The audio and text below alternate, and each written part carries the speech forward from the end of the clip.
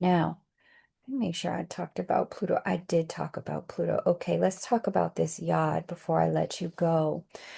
If you hang around, I'm going to talk about this yod, and then we're also going to speak to um, a something called First Look if you're new here.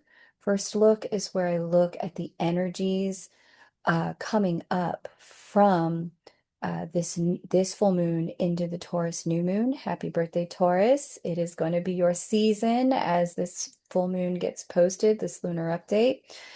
And I'll also talk to you about which signs are going to feel this energy the most. So let's first talk now.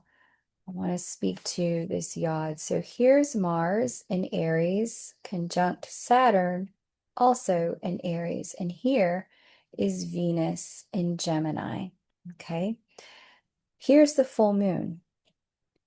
The full moon is 150 degrees from Saturn and Mars and 150 degrees from Venus over here. Loosely, it's not exact because they're not all at 11 degrees, but close enough.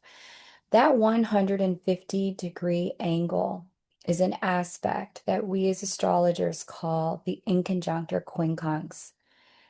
That simply means these planets are in what we call no conversation at all. Their energy doesn't easily access one another. Venus can't easily access the moon, and neither can Saturn or Mars. They're inaccessible to each other, meaning they don't influence each other. They don't have an impact on one another at all. It's as effective as saying Venus isn't in the mix, Saturn and Mars aren't in the mix at this full moon. However, when they all get pulled into the yod formation, again, yod or yod, let me know in the comments. Um, this is where we see they can become accessible to the benefit of all of us here on Earth. Let's talk about how that works.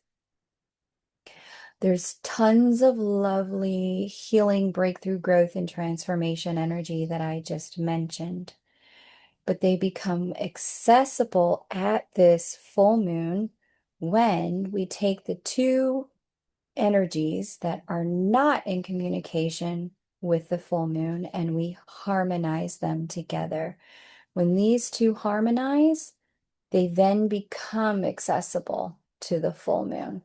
It's almost like they meet in the middle at this midpoint and then form an oppositional energy to this full moon, making what they have to offer now accessible to the full moon.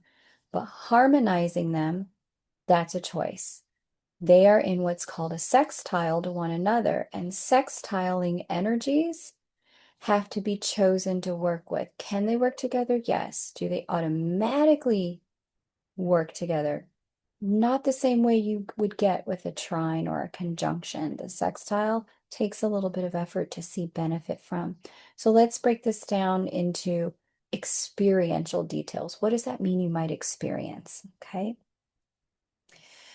Um, Saturn matters over here because Saturn is our boundary maker. He's the structural integrity bringer. He's not in the conversation with the full moon unless he's working with Venus. Mars here is motivation, drive, ambition to change and grow. When these two come together, it's work ethic on steroids. What's Venus bringing to the conversation? Venus in Aries supplies the oxygen of curiosity, the willingness to explore, the capacity to try something new, and the attraction to a road less traveled.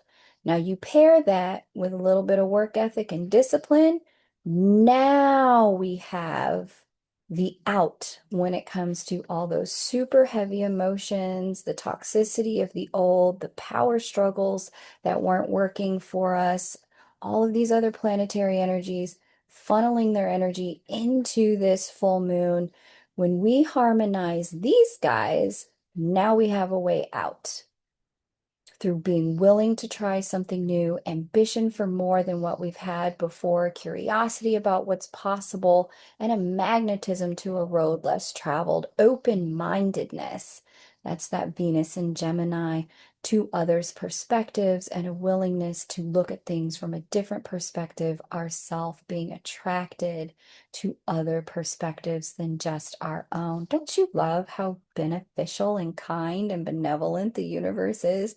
I swear sometimes I like at the end of certain days, I'm like, man, the universe feels like it's taking a giant crap on me. I'll either turn around, look at the astrology, and say, oh no, God really does love me. Look, he left a way out for me. And that's what it is. It's a way out of some of the heaviness of this energy. Okay.